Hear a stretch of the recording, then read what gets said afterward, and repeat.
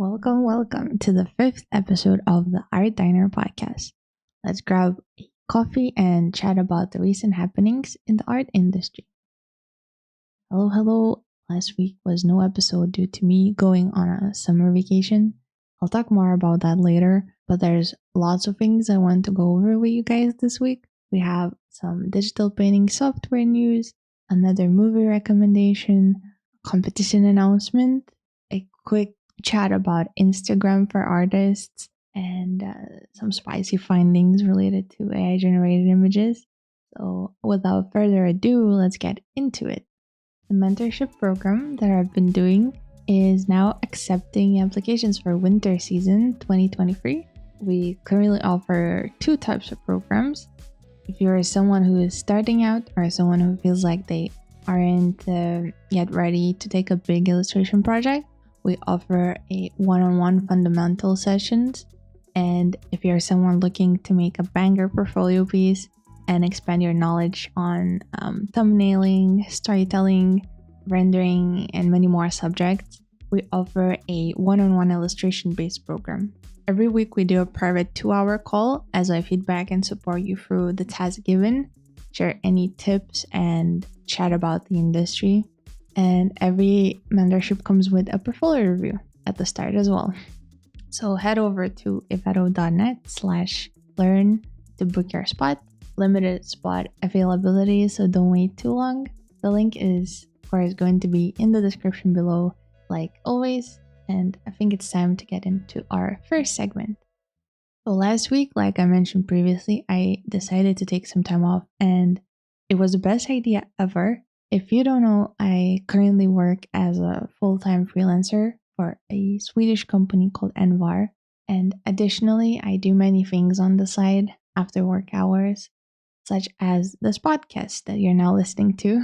I always liked to take up my free time with things to do, so resting from all of this other side projects is super important if I want to avoid a complete burnout. I had taken time off previously in the year to travel abroad for various events, so it always ended up being very overwhelming. Even though it was a positive thing, I can say that those weeks were of me resting, and I'm from Europe, so every trip like this means I'm walking 15 to 20,000 steps a day, and my legs were dead, not relaxed. The older I got, I learned what it means to take a break, to literally have nothing planned. That's when my body can fully recharge and get back into the workload even stronger. And I have to admit that I'm a bit of a workaholic. Apart from my 9 to 5, I have 4 other personal projects that I'm working on every week, and taking a break is something that I had to learn like a skill.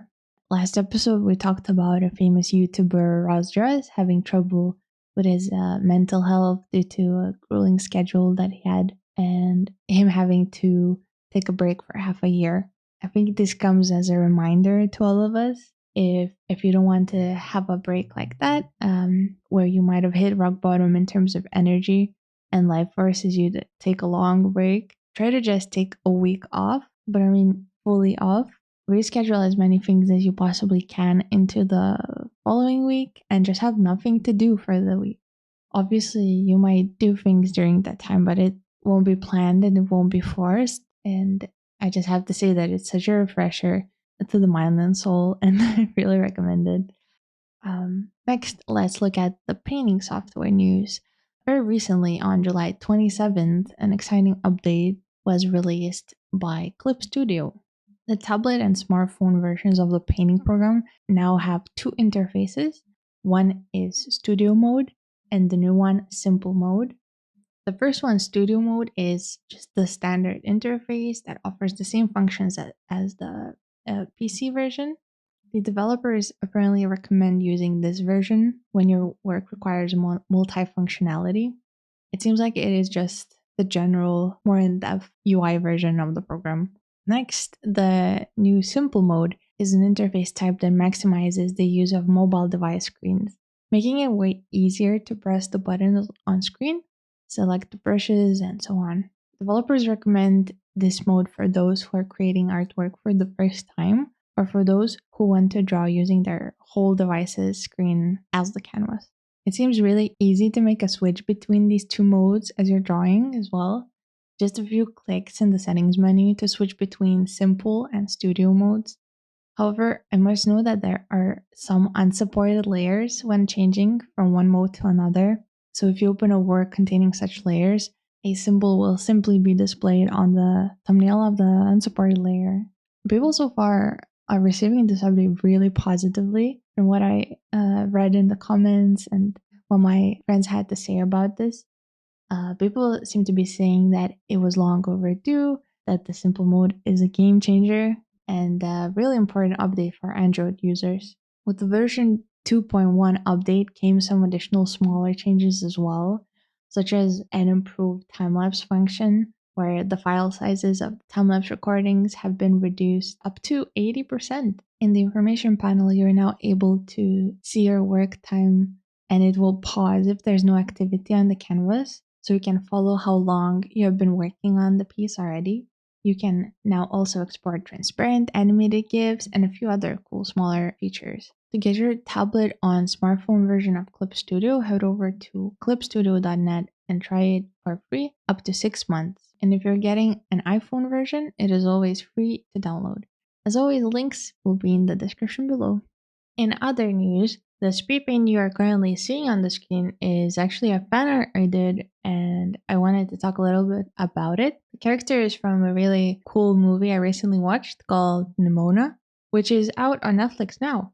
It's a science fantasy adventure and even comedy film based on the 2015 graphic novel of the same name by Andy Stevenson.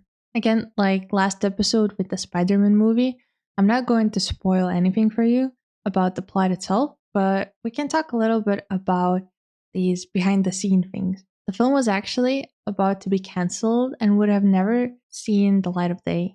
On February 2021, Disney announced it was shutting down Blue Sky Studios, who were in charge of making Nimona alongside other titles, and stated that the production of this film was cancelled. Everyone who had worked on it must have been really sad that it didn't release, since according to some of them, it was really close to being finished. And at the time of its cancellation, the initial sources told media that it was around 70 to 75% finished. That's like almost there, right? There were even accusations for Disney leadership to push back on the title due to the LGBT themes as well. Either way, on April 2022, a studio called Annapurna Pictures had picked up Nimona and would be releasing it on Netflix in 2023. Apparently, much of what Blue Sky Studios did remained intact, as Netflix and Annapurna did not start from scratch. Some of the pipelines had to be completely started over, but Blue Sky at least left a blueprint to work with. I thought it was really nice to see a huge section in the credits titled Blue Sky as a tribute to the previous team's work. It's a great thing to see someone's hard work come to life, and the character design was beautiful, the animation was stunning too. It inspired me to draw even more. And while some people want to draw and create things, others just choose to input some words into a program and present as their own work. And yes, this is another sick transition to a segment about AI generated images. Amidst the current chaos going on with the copyright issues of AI generated images, we might run into a weird success story. Instagram artist by the name of Sekenada.art has recently popped up on my timeline with their wonderful paintings. So majestic this artwork, I thought. Everyone in the comments saying, wow, so great to see non-AI generated artworks. And they were saying also like, you beat AI. I was fooled for a moment too. The damn post even had a time-lapse video of how they created the image, so why would I even doubt, you know? Upon finding some artists who draws well, I often click on their links in the profile to see what else they're up to. And honestly, I was surprised they're still using DeviantArt. So I checked it out, only to find that not only do they try to use AI, but they also support it. That's when the doubt set in. I had a feeling that, wow, that image I saw before, that beautiful, wonderful image, looked like AI by their animus of the falls, the sharpness, effect of light and shadow. You might say then, how do you explain the process video, right? Well, very simple. Even by the way they make the art in the process video, you can see that they're not thinking about lighting as a whole, but rather going from start to finish on small areas of the work. And that's how your drawing process looks like if you're, for example, copying an image. You have it side by side, so who cares what lining the other parts of the image have, right? Everything is solved already in your reference. You just have to copy and paste it like a printer. Then I scrolled down and noticed the watercolor works the artist did. They're not even close to the skill level of the recent piece. I thought to myself, okay, maybe Procreate and all the other things digital art gives you just makes an image that much better. But what about like the anatomy issues, right? Anyway, my key takeaway on this is that I have not yet come across someone who pretends they drew the AI generated images, like just by redrawing it. So I was really surprised, and someone so successful with so many followers who all believe that finally this artist defeated AI. And it's big accounts too, as well, who are following this account. It's like people with 300,000 followers have been also fooled or are in support of AI generated images. And this makes me think in the grand scheme, like how many artworks I came across, how many people I follow who might do the same thing, right? Just generate with artificial intelligence and then redraw it, pretending that's just the skill level that they're at. I also was wondering which artist names did this Saganada person use? Wow, what a way of life, isn't it? Growing success from something that can't even be copyrighted by you and lying to your fans. I hope that Sekenada, that art one day will have enough courage to show their fans the full scope of how they make these drawings. On a more fun note, I may have some great news for people who are up for a challenge. Currently, a big art competition under Strange Suns is being held by Atomhawk. It is the 5th annual art competition held by this company, and it's one of the biggest annual art competitions out there for digital creators. It mainly focuses on concept artists and illustrators, and is split into these 3 categories: character design, environment design, and keyframe art. They also noted that for the first time they're accepting fully 3D rendered entries. What must you focus on for the entry? A strong composition, rendering, lighting, and attention to detail. Now, let's talk about the exciting part, the prizes. In the description page, it says that the contest will have 6 winners, 1 winner from each category, a grand prize winner chosen from across all entries, the Studio Choice Award winner, and lastly, the Rising Star Mentorship winner. Admittedly, because I had taken the break, there's only 1 week left to enter this contest. So let me know if any of you are actually going to enter, because the deadline for submissions is August 10th. So if you're interested and you want to know more info, head over to atomhawk.com/strange. And as always, all mentioned links will be written in the video description below. Speaking about personal artwork, recently I started uploading more on my Instagram. I've been having a lot of fun with drawing the topics I like, so I thought I'll talk a bit about my thoughts so far. Obviously, the algorithm thing, it's still as bad as ever.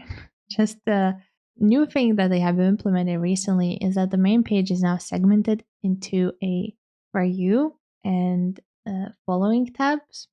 And in my opinion, this may help with reaching more people if you manage to make a viral post.